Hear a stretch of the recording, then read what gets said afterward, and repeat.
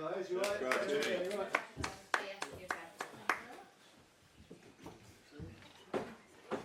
How we doing, right? Okay. Oh yeah, hi Tash, okay? Nice to see you. And you. Not across the court for once. Not who'd like to start us off? Oh, can't believe that over to you guys. Who wants to jump in? I've been in regards to your family. You mentioned on the podcast recently that you went to Villa away undercover. I think your kids enjoyed hearing he's big, he's red, his feet stick out the bed. Yeah. You're hoping to hear that again tomorrow, and how good's it going to be for your kids to be able to watch him play for Liverpool? Yeah, obviously, first and foremost, obviously, it's about the foundation and stuff, but my little boy's just taken a huge liking to Liverpool, and took him to his first game. It was actually Southampton was the game away, but he couldn't really see. But then we came outside. I was undercover for most of it because we were in the away end. But then, when we came out, went to get a drink and also pulled the skies down, and then everyone started singing "Big and Red," and my little boy was the only song that he wanted to hear. And I said, "Look, you're not going to hear that today. There's plenty more important things to do." But when he heard it, honestly, it made me see his face light up. He loved it. I had to leave pretty soon after that, but I think it was a good day.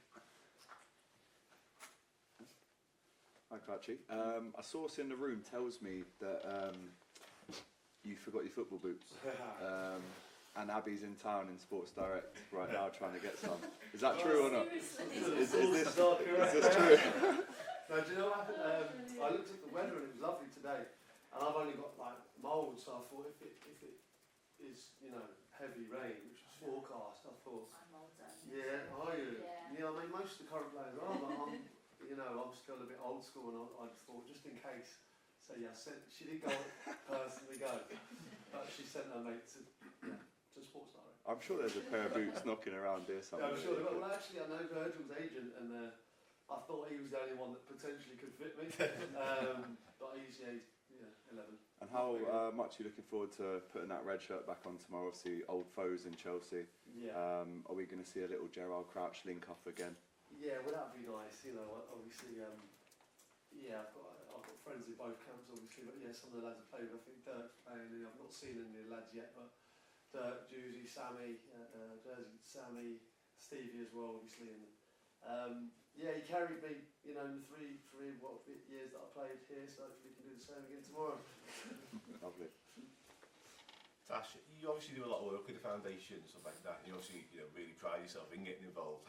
You must be immensely proud to be back at Anfield tomorrow with the legends. Yeah, I think first and foremost, thank you to the foundation for making this happen. I think it's a big moment. I think for the club, to be the first to involve a woman within the game. I think hopefully it will inspire lots of young girls and boys that are at the game tomorrow. And I think it's a different type of feel to the Legends game. It's more of a family feel. So I think it just perfectly matches it. And for me, it's been 2 years since I played a game. I've got a good record at Anfield, played there, scored in the Cop End. So hopefully I can do the same again tomorrow. Natasha, is another example of women's football and how it's progressing and how it's developing. Obviously, this is you're the first woman to play for the Legends team. Is that another sign of where the game's going, really? Yeah, absolutely. I say it. The younger Tash, I was able to play football at school. In primary school, secondary school, girls weren't allowed to play football. So for me now, to be in this position as the first female ambassador of the club, and now for me, my task is to always try and be the first. The first to play in a Legends game, but hopefully not the last as well. So yes, selfishly, it's incredible. I can't wait. This is going to be the biggest crowd I've ever played in front of. I've got all my friends and family coming up, but I'm doing this not just for myself, but in 5, 10, 15 years' time, hopefully this can be the next thing, and this can be something that we kind of really collaborate with in the future. And you've retired a lot more recently than some of the players. Pressure's on. Yeah. Yeah, well, I've been marathon training, so I've definitely got the kind of lungs for it. Football fitness is a lot different. I can't say I've probably sprinted in 2 years, but now I'm ready to work hard for the team, whether it's 10, 15, 20 minutes. I'm just going to enjoy it. And like I said, it'll be great to play with the likes of Peter. I'll definitely be working off his flicks maybe as soon as the ball goes up to him. And yeah, to play with the likes of Steven Gerrard, people that you've looked up to. And I've been involved with this club, I signed in 2013. And like I said, it's a pinch yourself moment, and one that I'm really going to soak it up today and tomorrow and make the most of it. Yeah, well, one for Peter. You play for a lot of different clubs in your career. What is it that you think sets Liverpool apart? And is Liverpool different? Yeah, it's unbelievably special. I think it's amazing how many kind of ex-players end up supporting the club or want to be a part of the club. It's something really special. I think with the Forever Reds thing, obviously I did the golf day, that's why I was slightly late today. And you see the players that just always all feel connected, and I think that's to do with the club, obviously looking after the ex-players. But all the players I played with have a connection to Liverpool. I know I certainly do. I know I'm married to Scouser, which helps. But I definitely have a connection to the club, and always will. My boys support Liverpool. I'll take them to games, and they were kind of pushed into it a little bit, but they absolutely love it. And I'm very pleased that they do, because it gets for me now, I can now be a part of it. And it'd be massive for me, for my little boy to see me he missed out. He's only 5, so for him to see me kind of pull on the red shirt again, play at Anfield, will be a huge moment for our family. Yeah.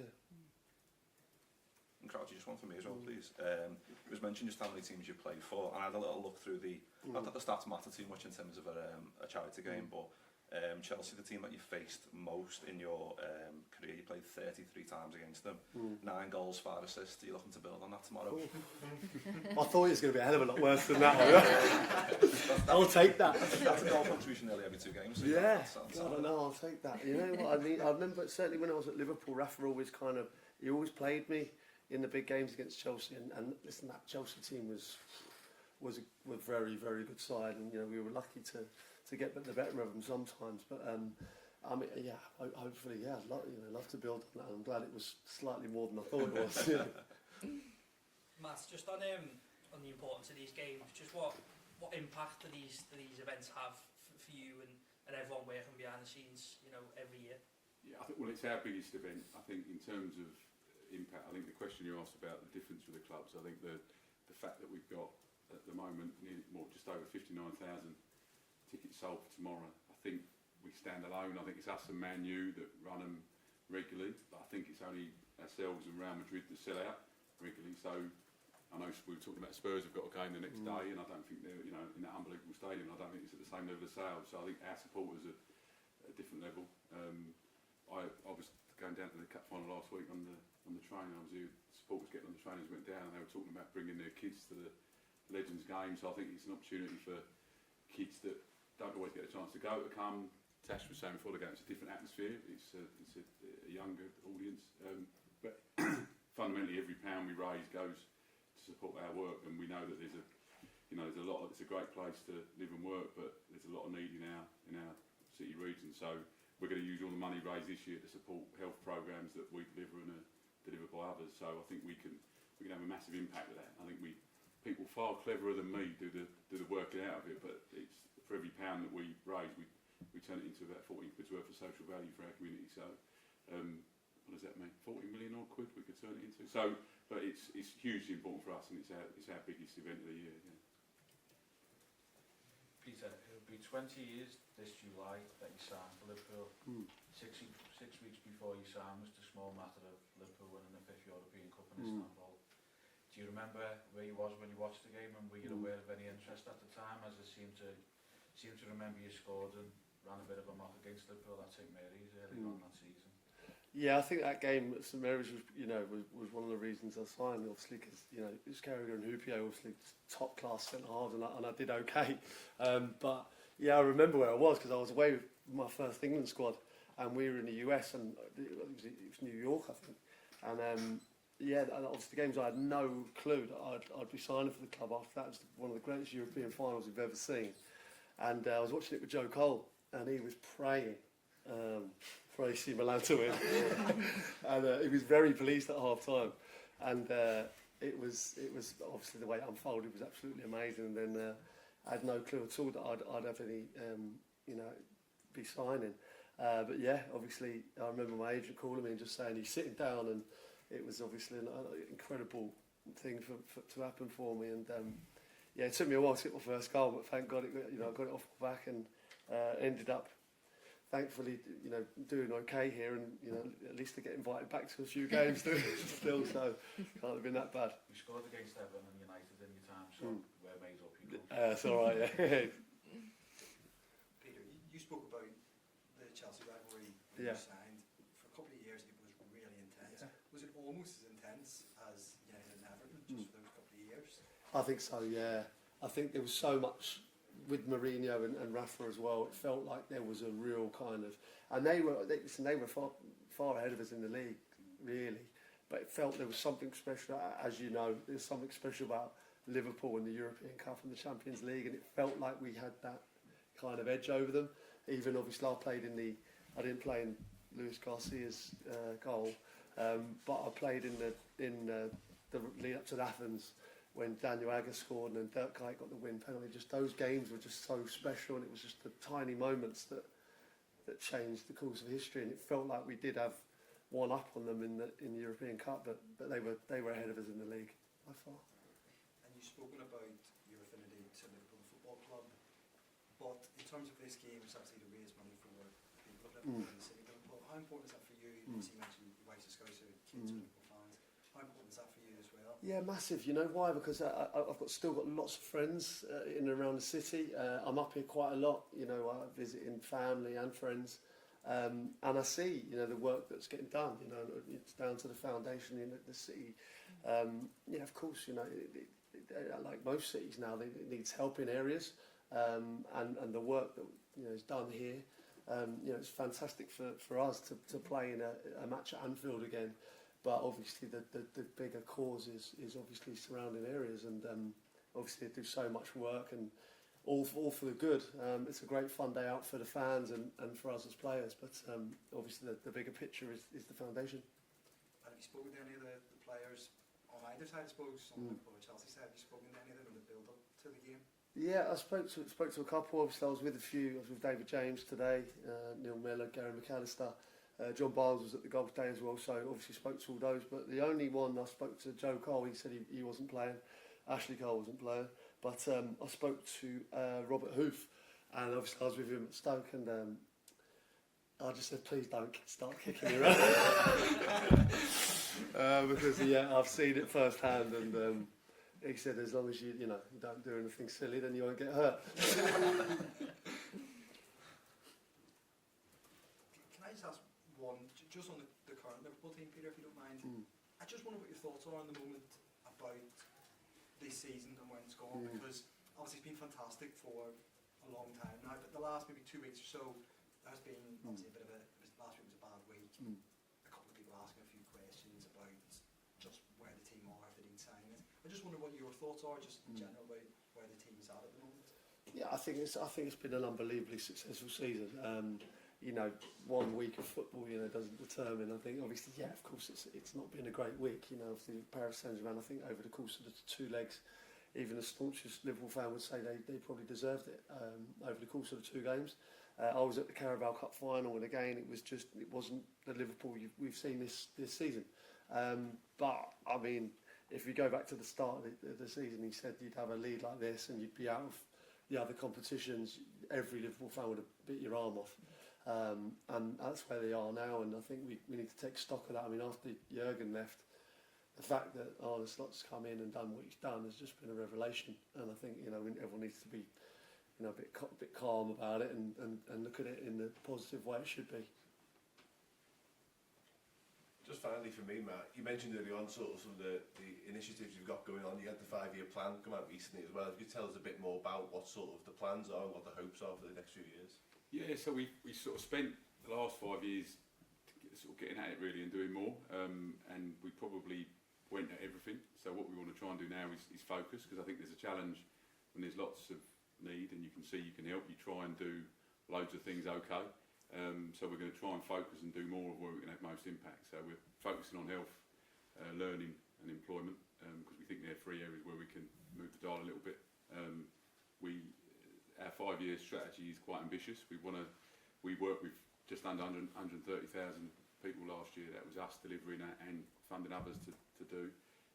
So we want to, basically, I gave a proposal to our trustees that by 2030 we could be working with 300,000, and they said, lovely, make it 500,000. So I thought, easy, yeah. So I don't know how we're going to get to the other 200,000 yet, but I think we will, because I think days like tomorrow show that. I think it is a special club and it's a different club. And the other thing that we have that sets us apart is, it doesn't matter if you're in Bootle or Boston, if you're a Liverpool fan, you feel passionately connected to the club. And I think that's the other thing that we shouldn't be ashamed of. We are a global club with supporters around the world. Our heart's here. This is where we do most of our work, but we want to do more internationally as well. So, yeah, growing with focus and trying to support more people and have more impact ultimately.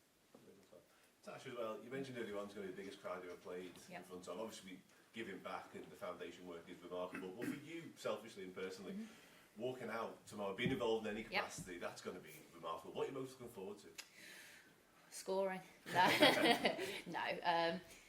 Yeah, absolutely the crowd. You know, I think 2010 when I won the FA Cup, I think that was 25,000. That's probably the biggest crowd I've played in front of. And, you know, having played for Liverpool and now being an ambassador, I luckily get to go to every home game and to be a fan and to hear what it's like when you hear You'll Never Walk Alone. And it makes me feel like crying every single time. So I'm more excited right now, but I've got to admit that there's going to be a few little butterflies when you do walk out and see that kind of amount of crowds. But I also need to just strip it back and, you know, remember why I'm doing it. And again, not everyone would, I think, die to be in this position. So I just need to realise, you know, how lucky I am and make the most of it. And like I said, right now I'm enjoying being here doing this. I'm going to really enjoy meeting all the lads and joining in with training. And like I said, tomorrow it's going to be a really special day. And hopefully, like I said, bigger picture, but I also want to win. You know, we're athletes and we're competitive, and you know me, I'm a bad loser. So no, but really looking forward to it.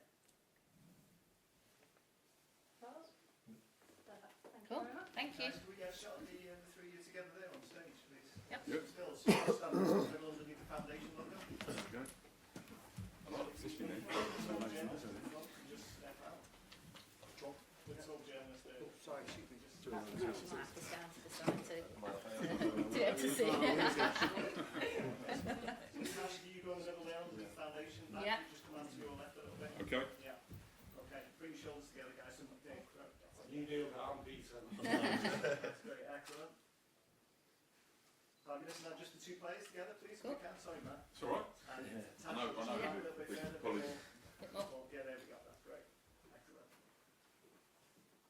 Thank you very much. Cool. Thank you. Nice to see you all.